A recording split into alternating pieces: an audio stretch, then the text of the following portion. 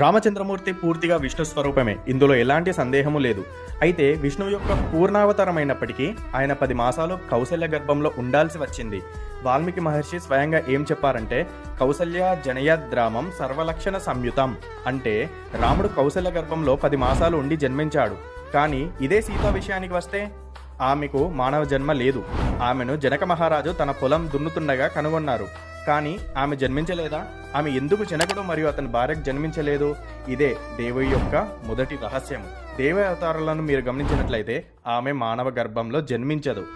మీరు చూసే అవతారాలన్నీ సీత, రాధ, పార్వతి, ఆండాల్, పద్మావతి, ఈ లిస్ట్ చాలా అంతులేనిది.